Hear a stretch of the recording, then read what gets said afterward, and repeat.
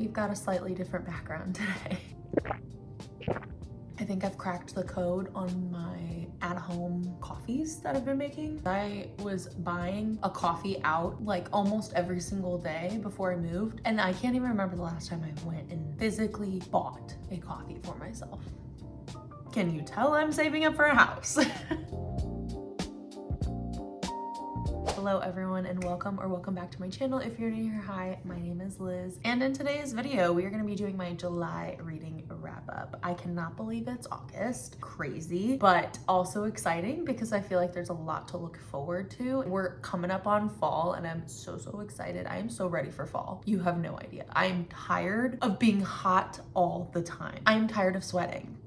I'm wearing a sweatshirt today because it is actually super gloomy outside and it's like in the 60s, which I'm loving, and this is just making me want to read fall books even more. But we need to finish our summer TBR first, and we are getting close, guys. We're getting very close. Some of my stats for the month of July. July was kind of a crazy whirlwind of a month because I moved officially in the month of July. June, I was like in the process of packing and organizing, but then July was when I actually moved everything and started getting settled and started a new job. Like lots of things happened in the month of July, but I still feel like I was able to get to a lot of really great books. So I'm excited to talk about this today. My stats for the month, I was able to get to 11 books total. 9 of them I read physically, 2 of them were audiobooks. 5 of the books were from my summer TBR. I started one series, which I know one of my goals is to like work through my series, but it was a book I was really excited about, and I'm pretty sure it's just gonna be a duology, and the second book comes out next summer. So I'm not gonna hold it against myself because I was really excited and it was my favorite book of this month. So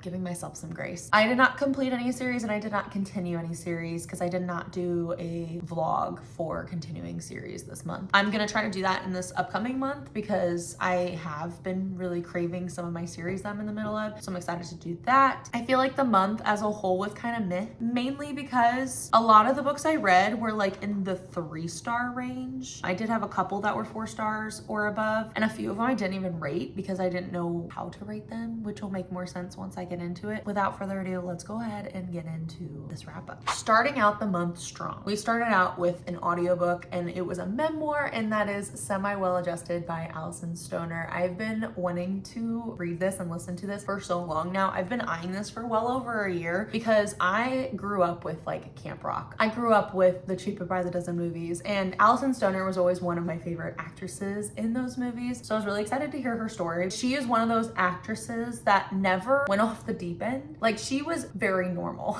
She was very relatable as well. She also narrated her audiobook, which I love. Usually whenever I try to listen to a memoir, most of the time they have the author tell their story because it is their story. And that's how I prefer to consume memoirs. She just has a great speaking voice. She has a way with words, and she did a great job telling her story. It was very inspirational, very interesting as well, because you hear a lot about the inner workings of Hollywood and like Disney Channel and some of these other like very well-known franchises and what was kind of going on behind the scenes. Also a lot about the whole interview process and like what gets a show greenlit. I'm not gonna give it a rating because it's her story, it's a true story, and I don't feel like I have any right to judge her story, but I will say I really enjoyed it. So it's a thumbs up for me. The next book I read, I actually was buddy reading this with my friend, and oh, there's like a bunch of cat hair on it. That's cool. And that is The Legend of the Nine-Tailed Fox by Katrina Kwan. This book I've been waiting to buddy read for quite a while. Whenever I bought it, I bought it a handful of months ago, and I was really excited to read it because it is true enemies to lovers, which, you know, I eat that up every time. Our main character, Yu, she is the nine-tailed fox, and the way she hunts is she wears this mask and it turns herself into this beautiful young woman, and she then lures men or people in general, lures them away and then consumes them. What I really liked about Yu though is she had some redeemable qualities about her. At first I was like, oh, she's like straight up a monster, but the more you learn about her, the more you know like she actually has some boundaries. She doesn't eat kids. She tries to stick with the people who will not be missed. If she hears stories about someone who's hurting someone else, she will hunt them down. So she's not necessarily like a total monster. She definitely is a monster, but she's got some redeemable qualities. Our story follows her at the beginning.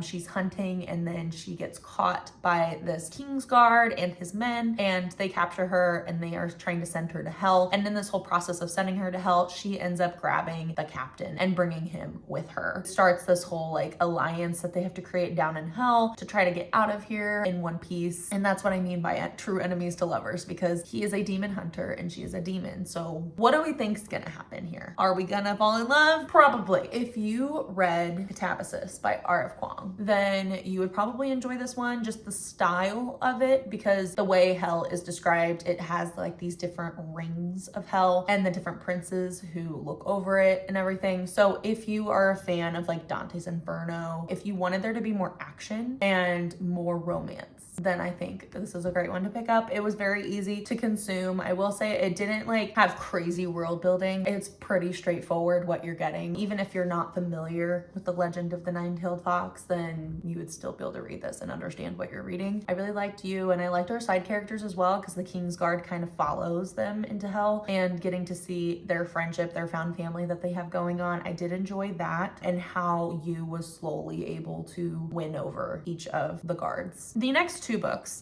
that I read, these were both novellas that I read from the After the Happily Ever After, or After the End, I forget what the book box is called. I read two of them, and those were Taken and Brood. Taken, this is by Elizabeth Stevens. I've never read anything by this author to my knowledge. This one was definitely a monster romance, which is not typically my cup of tea. They're great palate cleansers, I'll give it that, and they're very easy to whip through. Like, they're all under 200 pages, I want to say. This one is following a main character who was sleeping in a pod and was supposed to wake up like thousands of years into civilization. She wakes up because her pod has a malfunction, and she wakes up early, and when she comes out of the bunker, she discovers that humanity has transformed and evolved into these creatures that can survive in this very harsh climate. While she's out there, she gets taken by these creatures into their clan, I guess, and the biggest and strongest of the group kind of claims her as his mate, and it kind of goes from there. It's way simpler than I'm making it sound. It is on the spicier side, so if you like spice, you'd probably like all of these dystopian romances, because so far every single one of them has had spice. And they're short, so the fact that it can squeeze that much spice in it is pretty impressive. I still haven't really figured out a rating that I'm gonna give any of these novellas, just because I don't know, it's a novella. I have a hard time rating novellas because I always want more to the story. I'm not used to reading novellas. And the other one that I read right after that one is Brood by Claire Kent, another author that I'm not sure if I've read anything by them yet. This one is following a bunker. A lot of these books take place in bunkers, and in their bunker, the women are breeders. They get married off at a young age, and really like their top priority is to breed and create more human life. Our main character in this one, she has grown up thinking she is going to marry her childhood best friend. They've grown up thinking they're going to get married and they're going to be coupled up eventually. But when she comes of age, she ends up getting coupled up with Will, who is 15 years older than her, because his wife recently passed away and he is a council member. So he's very sought after. They want him to have children, and so they ended up matching them together. This story is a lot of them trying to get pregnant. I'm just gonna say that. There is some other stuff going on, like politics wise, in the bunker, but for the most part, this book is about them trying to get pregnant and have children. It was different. That's all I can really say. I don't know. They're just fun. They're good palate cleansers, like I said, but I just don't know what to rate them. So they have no rating.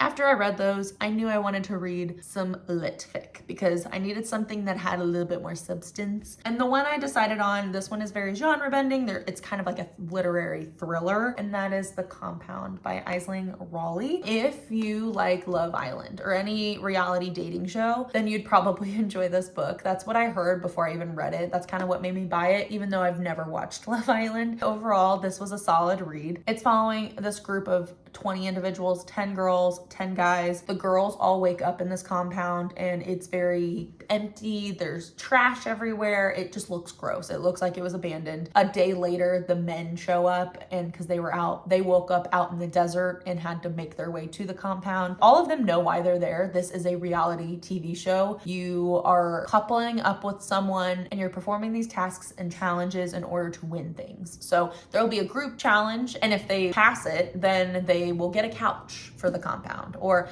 if they perform these different personal tasks, then they might win jewelry or like personal items, things that will make their life better or feel more comfortable. It was interesting because from the get-go, there was always this underlying hint of like a sinister vibe. I always felt like there was something gonna happen, like they were being watched, which they technically were because there were cameras. I was always waiting for the other shoe to drop, I guess was the feeling I had. I can understand why people say that this is a literary thriller because it's definitely more literary than anything, don't get me wrong, but it definitely had thriller-like elements and like the feelings you get from a thriller. It's kind of crazy how there's barely any characters in this group that you actually like. I actually didn't like our main character. I kind of hated our main character. She wants to make it to the end. She wants to win. And you see how far someone is willing to go in order to get what they want. The first like 100 pages was definitely on the slower side. I wasn't as fully hooked as I could have been. But then once I hit like the halfway point, I was in it. I was so excited to keep reading and I wanted to know what was going to happen. As like more and more people were banished and like the group got smaller and smaller, it started to feel more and more claustrophobic and like the challenges got more crazy and it just kind of escalated. I liked watching the ending unravel and just kind of how unhinged it could get when it's just a reality TV show. If you are a fan of reality TV, I think you would definitely enjoy this book. The next book I read was a fun summer romance, and that is Till Summer Do Us Part by Megan Quinn. This is the first book I've ever read by Megan Quinn, which I think is crazy because Megan Quinn is so well known in her field. Her witty banter is great. I really enjoyed the character development in this one. We're following our main character who she recently got divorced and she also just recently moved to a new city, got a new job. She's trying to kind of bond with her coworkers and her boss who are all happily married and they're all talking about their marriages and their significant others, and she's feeling a little left out. So she lies and says, I have a husband, and she starts talking about him. Her boss then reaches out and her husband is a couples therapist and recommends her to go to him. And so she's trying to, you know, save face with the boss, so she needs a fake husband. Enter in her best friend's brother. He ends up faking with her, going to this therapy appointment. They start talking about all these non-existent issues, and through this process, they accidentally get signed up for a couples retreat with her boss and all of her coworkers that is out in the woods. This was candy to me. I had a lot of fun with this one. They have different couples challenges they have to do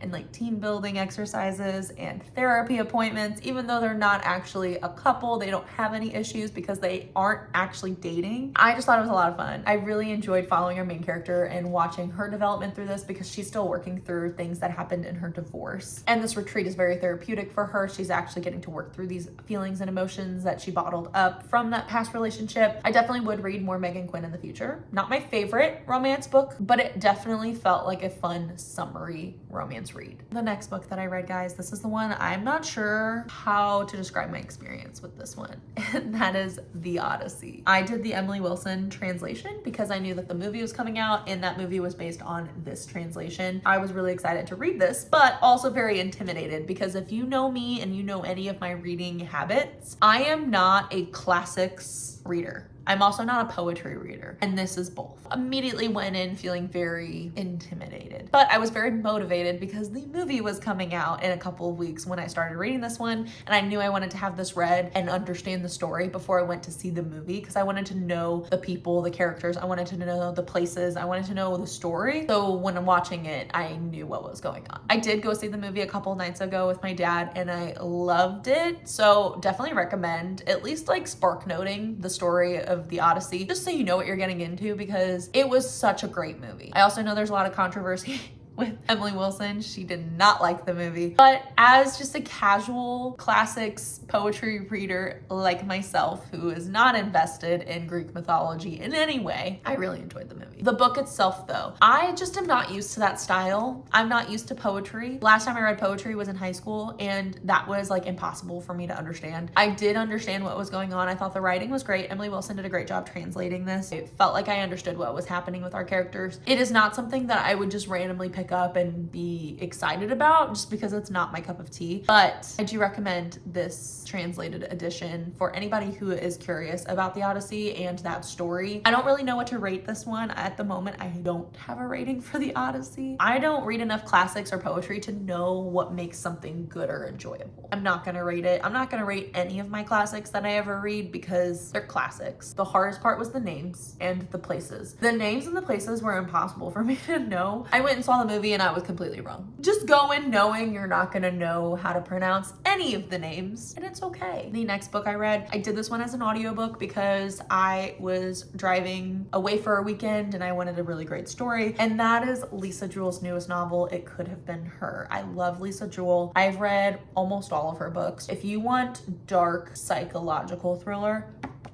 Lisa Jewell is your gal. I kind of guessed and predicted what was going on in this story from very early on. That did not take away from my reading experience. The audiobook was great. It had a full cast. So definitely recommend the audiobook if you're considering picking up the story. This is following a woman who, I want to say she's like in her 40s, I think, 40s or 50s, but she comes across this stray dog on her property, and in looking for the owner, she comes across this house that she actually had an experience with early on in her life when she was in her 20s. One night, an older gentleman picked her up at a bar, took her back to his house where his family lives. He's married and has children. Asks her if she wants to come in for a nightcap. So he starts making her a drink. Meanwhile, she's looking at the wife, and the wife is kind of giving her these signals like, you should leave. She ends up finding a way to get out of there, and ever since that encounter, she's always felt nervous about this house. She finds out that this dog belongs to the person who lives in this house. This is a new person who was not there originally when she had her earlier encounter. And through this whole process of getting this dog back to him, she discovers that there is a missing woman, and then she kind of goes down this huge rabbit hole of trying to figure out what happened to this woman and where this dog came from and the story about this house and the people who lived in it. There's lots of dark secrets and history revolving around this house, and she is slowly sorting through the pieces and putting this story together. It does jump around to different timelines and characters in the story. It just was so captivating. I was so hooked and engaged, and I really wanted to know what was going to happen next. It's not my favorite by Lisa Jewell, but it definitely is up there for me. The next book I read, this was my favorite of the month, and that is Tempest by Victoria Aveyard. This is her newest new adult romantasy that comes out, I want to say, in September. I was able to get this ARC copy when I went to Winter Institute this past spring. I got to meet her and talk to her, and I got a signed copy, and this was before she announced the cover design. I am so happy I have this copy in my hands. This is like a treasure for me. She is the author of like the Red Queen series. She also has Realm Breaker, that trilogy, which I really want to read because they just got new covers, and ever since I read this, I've been wanting more of her writing. This, I believe, is going to be a duology. She already released book 2's title, which is going to be called Tyrant. So excited to continue this story. It was so good. This is following her main character, Kat, or Katrine, and this story is told in like two different timelines, two different POVs, kind of. It has her in present day where the Meridian Empire has taken over. They are executing any and all pirates or people who know pirates or have any information on them. She is at this point a widow. She has been very involved with pirates in the past. She has been kind of like sneaking under the radar. She ends up getting caught, and the only way she can get out of her execution is if she helps them find Valerian Kane, who's a notorious pirate, and she has a lot of history with him. And then in our past timeline, we have her when she recently got married to this lord, and she is sailing with him to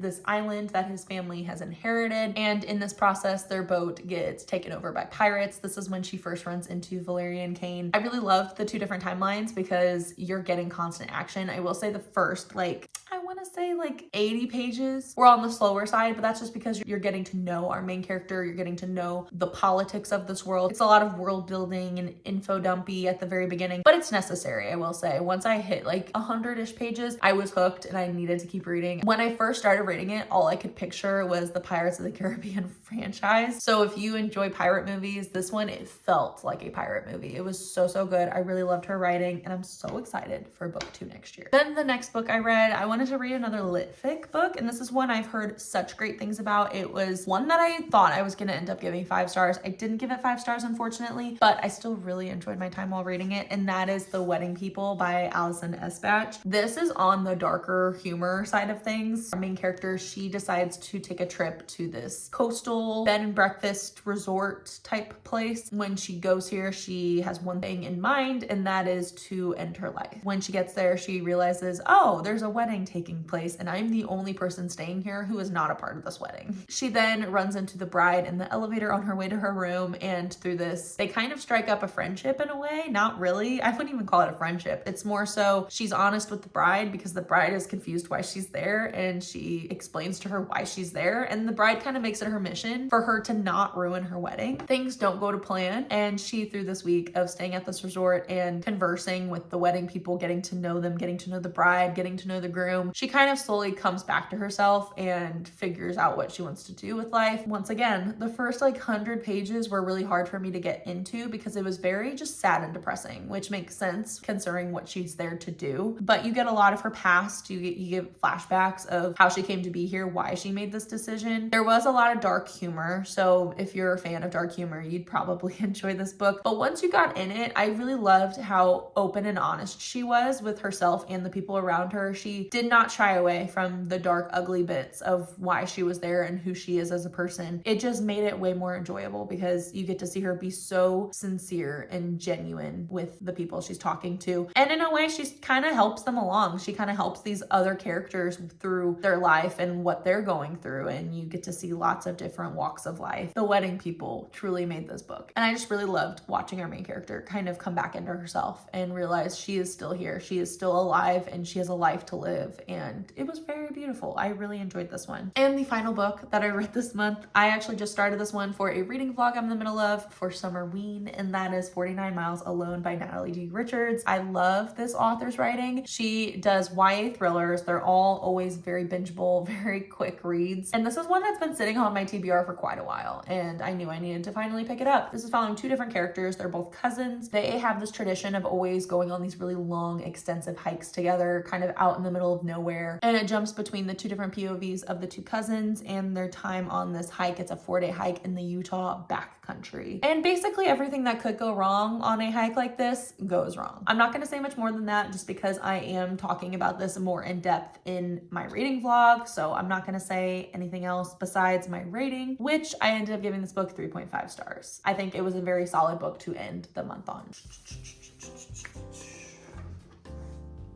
And that is going to be the end of today's video. Those are all the books that I've read in the month of July. So crazy that we are now in August. I'm so excited though for this upcoming month because I'm planning on cranking out the rest of my summer TBR. Also just like starting to get into my fall reads. I'm so excited. Now since I'm more settled into my house, I am really excited to film more vlogs. I know it's been a while. It's been like over a month since I've filmed a vlog. Thank you guys for following along with me. I hope you guys enjoyed today's video, and hopefully you got some new recommendations, some new books that you want to add to your TBR. Once again, thank you guys for watching, and I will see you guys in my next video. Happy reading. Bye.